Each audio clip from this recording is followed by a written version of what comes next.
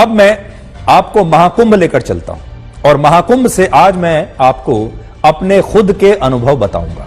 आपने देखा होगा हाल के दिनों में जब से महाकुंभ शुरू हुआ है, बहुत सारे लोग, बहुत सारे नेता दो तरह के दुष्प्रचार महाकुंभ के बारे में कर रहे हैं।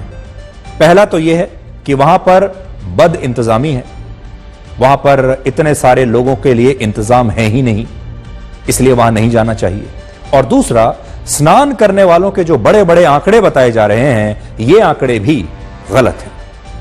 तो सही क्या है आज मैं आपको बताऊंगा, और जो मैंने अपनी आंखों से देखा मैं आपको बताऊंगा। अभी तक हम अपने संवाददाता या हमारे कैमरे की नजर से आपको महाकुंभ की तस्वीरें दिखाते थे, रिपोर्टिंग दिखाते थे, लेकिन आज आप महाकुंभ का मेरा स्वयं का अनुभव सुनिए।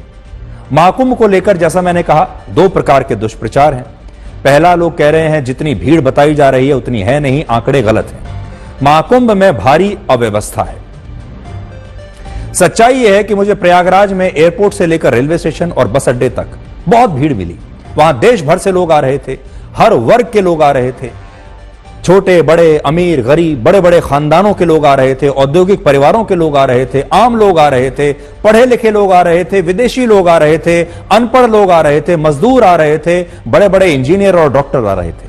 कौन नहीं आ रहा था? तो पहली बात तो यह है, ऐसा लगा जैसे पूरी देश से और दुनिया में जो भी सनातन धर्म को मानने वाले लोग हैं, न जाने कहां से ये सारी भीड़ उमड़कर प्रयागराज में आ रही है। पूरे देश में श्रद्धा का एक ऐसा संगम यह बन गया है जिसने देश के हर वर्ग को जोड़ दिया है। कई लोग जो हैं वो कहते हैं कि सनातन धर्म लोगों को जातियों में बांट देता है, लेकिन जब मैं महाकुंभ में गया तो घाटों पर हजारों लाखों लोगों को स्नान करते हुए देखा, और ये लोग अपनी जातियों को भूलकर सनातन धर्म और उसकी परंपराओं का पालन कर रहे थे। इनमें कौन दलित है, कौन ओबीसी है, कौन ऊंची जाति का है, इसका भेद कोई नहीं जान सकता। मुझे शायद ही कोई ऐसा व्यक्ति मिला हो जो अव्यवस्था या असुविधा से परेशान था। सबसे अच्छी बात यह थी कि अगर आप एक बार महाकुंभ में पहुंच गए, एक बार मेला क्षेत्र में पहुंच गए, तो आपको ना खाने पीने की चिंता करनी है और ना ही वहां पर रहने ठहरने की चिंता करनी है। वहां पर इतनी बड़ी संख्या में साधुओं ने, अखाड़ों ने, महात्माओं ने अपने अपने पंडाल लगाकर रखे हैं। जब आप सड़क पर जाएंगे, दोनों ओर आपको बड़ी संख्या में ऐसे पंडाल मिलेंगे, और उन पंडालों में आपके लिए खाना मुफ्त है। आप तीनों टाइम का खाना जब चाहें किसी भी पंडाल में जाकर खा सकते हैं। आपको ठहरने की व्यवस्था भी वहां पर मिलेगी।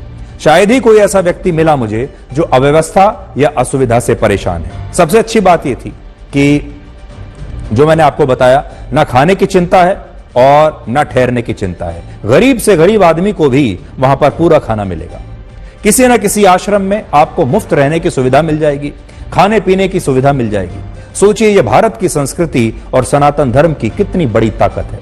आज महाकुंभ में अधिकतर संख्या उन लोगों की है जो इस बात से खुश हैं कि उन्होंने कुंभ में आने का उन्हें सौभाग्य प्राप्त हुआ। वो सोच रहे हैं कि उनके पुण्य और भगवान का आशीर्वाद ही रहा होगा उनके साथ कि वो आज इस महाकुंभ में आ पाए। हम लगातार आपको ये बात कह रहे हैं, 144 वर्षों में एक बार ये महाकुंभ आता है, और मुझे भी ये सौभाग्य प्राप्त हुआ कि इस महाकुंभ में मैं भी जाकर वहां पर पवित्र स्नान कर सकूं। अब तक महाकुंभ में 9 करोड़ लोग स्नान कर चुके हैं, और जिस दिन मैंने कुंभ में स्नान किया था उस दिन भी स्नान करने वाले लोगों की संख्या 45 से 50 लाख के आसपास थी। तो सोचिए, ऐसा कैसे कहा जा सकता है कि कुंभ में भीड़ नहीं है, और ये बड़े बड़े जो आंकड़े हैं ये फर्जी हैं। मैंने जो देखा वो ये था, बहुत भीड़ थी और सब लोग ये पवित्र स्नान करने के लिए वहां पर आ रहे थे। और जितनी संख्या बताई जा रही है, अब उसे एग्जैक्टली उतना गिनना तो संभव नहीं है, लेकिन मैं आपको बता सकता हूं कि लाखों की भीड़ तो जरूर थी। अब आपको बताते हैं कि महाकुंभ में अव्यवस्था की जो बातें हैं वो क्यों हो रही हैं। प्रयागराज 363 वर्ग किलोमीटर में फैला हुआ एक शहर है जिसमें 16 लाख लोग रहते हैं। ये याद रखिएगा, इस शहर में 16 लाख की आबादी है। अब कल्पना कीजिए, 16 लाख की आबादी वाले शहर में अगर एक दिन 1 करोड़ या उससे भी ज्यादा लोग पहुंच जाएं, पूरा जन सैलाब वहां पर आ जाए, तो क्या लोगों को आने जाने और चलने फिरने में थोड़ी बहुत तकलीफ नहीं होगी? क्या सड़कों पर भीड़ नहीं होगी? क्या सड़कों पर ट्रैफिक जैम नहीं लगेगा? क्या उस दिन गाड़ियों को रोका नहीं जाएगा? अगर सारी गाड़ियों को आप मेला क्षेत्र तक छोड़ देंगे तो वहां पर किसी के लिए भी पहुंचना असंभव हो जाएगा। कुंभ मेला क्षेत्र 40 वर्ग किलोमीटर में फैला है, जिसमें श्रद्धालुओं की सुविधा के लिए बहुत सारी व्यवस्थाएं की गई हैं। 30 अस्थायी पुल बनाए गए हैं, 1.5 लाख अस्थायी टेंट लगाए गए हैं। लेकिन प्रयागराज की जो सबसे बड़ी समस्या मुझे दिखाई दी वो है ट्रैफिक जैम। शहर की सड़कें तो वही पुरानी हैं, और ये जो सड़कें हैं ये इतने लोगों के लिए बनी ही नहीं है, क्योंकि जब इस शहर की प्लानिंग हुई होगी, ये तो बहुत पुरानी बात है। मुझे ऐसे बहुत सारे लोग मिले जिनकी ट्रैफिक जैम में फंसने के बाद फ्लाइट्स छूट गई, जो समय से एयरपोर्ट नहीं पहुंच पाए या रेलवे स्टेशन नहीं पहुंच पाए, क्योंकि मेला क्षेत्र से एयरपोर्ट तक या फिर शहर में बाहर निकलने तक बहुत बड़ा ट्रैफिक जैम लगा हुआ था। ये मुझे वहां की सबसे बड़ी समस्या लगी। लेकिन इस ट्रैफिक जैम को अगर आप छोड़ दें, क्योंकि जैसा मैं आपको बता रहा हूं, यह शहर जो है पुराना शहर है, सिर्फ 16 लाख लोगों के लिए यह इंफ्रास्ट्रक्चर बना है, क्योंकि आबादी 16 लाख की है। और वहां पर अगर एक दिन में 1 करोड़, 2 करोड़ या 3 करोड़ लोग पहुंच जाएं, तो आप समझिए कि असुविधा तो जरूर होगी ही। लेकिन फिर भी इतनी बड़ी संख्या में अगर लोग वहां पर स्नान कर रहे हैं और लोग प्रसन्न हैं, किसी को कोई परेशानी नहीं है, सिवाय कुछ लोगों के। ऐसा भी है, वहां पर बहुत सारे यूट्यूबर्स वहां पर पहुंचे हुए हैं, बहुत सारे ऐसे लोग पहुंचे हुए हैं जो लोग लगातार वहां से रील्स बना रहे हैं। और उसमें कुछ लोग आपको जरूर ऐसे मिलेंगे जो थोड़े नाराज हो रहे हैं, क्योंकि शायद किसी का कोई अपना बिछड़ गया है, किसी को बहुत ज्यादा दूर तक पैदल चलना पड़ा है, या पहले से जानकारी ना लेकर आने की वजह से बहुत सारे लोग वहां खो भी जाते हैं या सही जगह पर नहीं पहुंच पाते हैं। लेकिन सवाल बड़ा यह है कि क्या आपको वहां जाना चाहिए या नहीं जाना चाहिए? तो मैं कहूंगा बिल्कुल जाना चाहिए। 144 वर्षों के बाद आपको एक बार मौका मिल रहा है। क्या महाकुंभ में स्नान करना चाहिए? बिल्कुल करना चाहिए। क्या वहां बहुत बड़ी असुविधा आपको हो सकती है? इसका जवाब है नहीं। जब भी आप भगवान के दर्शन, मोक्ष और आत्मा की शुद्धि के लिए जाते हैं, तो आपको कुछ ना कुछ तपस्या तो करनी ही पड़ती है। केदारनाथ हो, वैष्णो देवी हो, या और हमारे देश के बड़े बड़े मंदिर हो, वहां आने जाने या दर्शन करने में आपको थोड़ा बहुत कष्ट तो सहना ही होता है। और तपस्या का मतलब यही तो है, क्योंकि ये मंदिर, ये घाट, ये 5 स्टार होटल नहीं है। कुंभ मेला कोई पिकनिक स्पॉट नहीं है जहां सब तरह की सुविधाएं, सब तरह के 5 स्टार सुविधाएं आपके लिए इंतजार कर रही हूं। आप यहां पर आते हैं अपने धर्म के लिए, अपनी आस्था के लिए, तपस्या के लिए, और तपस्या में आपको अपने आप को तैयार करके आना होता है। मैंने स्नान करते हुए आपके लिए एक छोटा सा वीडियो आज बनाया है। स्नान करते समय मेरी अपनी भावनाएं क्या थी, आप चाहें तो इस वीडियो को आज देख सकते हैं, और आप चाहें तो आप भी इस प्रकार से स्नान कर सकते हैं। तो ये जो पवित्र स्नान है, इसका मौका आपको जीवन में सिर्फ एक बार मिलेगा, लेकिन ये कोई मामूली स्नान नहीं है। ये स्नान कैसे करना चाहिए, मैं मेरे हिसाब से आपको बताना चाहता हूं कि मैंने क्या किया। सबसे पहले तो आपका जो चित्त है, यानी शरीर शांत होना चाहिए, मस्तिष्क, मन बिल्कुल शांत होना चाहिए। आपके अंदर ये जो शांति है, इसे आप महसूस कीजिए।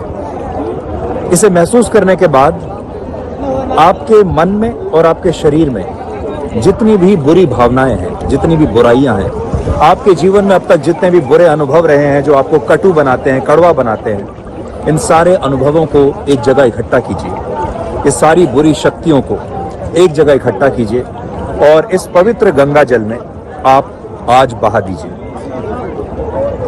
आपके जो भगवान हैं, ईश हैं, जिन्हें आप मानते हैं, ओम नमः शिवाय आप कह सकते हैं, हनुमान जी की आप पूजा कर सकते हैं, हनुमान चालीसा कह सकते हैं, और उसके बाद सच्चे मन से भगवान को आप याद कीजिए। और जब आप यहाँ से जाएंगे तो आपको एक बहुत ही अजीब सा हल्कापन महसूस होगा। आपको अपने जीवन में, अपने मन में और अपने शरीर में एक शांति का अनुभव होगा, और आप उस अनुभव को अभी यहीं पर कर पाएंगे। तो इस स्नान को बर्बाद मत कीजिए, ये सोचकर कि ये सिर्फ एक स्नान है, पानी में कूद गए और स्नान करके बाहर निकल आए और आपके सारे पाप धुल जाएंगे। ये स्नान आपकी आज़ादी के लिए है, आपके लिबरेशन के लिए है, आपके मोक्ष के लिए है, आपकी आत्मा के लिए है, आपकी आत्मा की और शरीर की शुद्धि के लिए है, आपके विचारों की शुद्धि के लिए है, और भगवान का आशीर्वाद प्राप्त करने के लिए, शक्ति प्राप्त करने के लिए है, और आपकी जो आत्मा है वो यहाँ से प्रसन्न होकर जानी चाहिए। ये स्नान इसके लिए है। तो मुझे यहाँ पर ये अनुभव हो रहा है, मैं आपको बता सकता हूँ। आपको अनुभव ये हुआ है या नहीं मैं कह नहीं सकता, लेकिन आप में से जो लोग आएंगे कोशिश कीजिए कि आप इस अनुभव को जरूर यहां से करें और ये अनुभव आप यहां से लेकर जाएं। हर हर गंगे।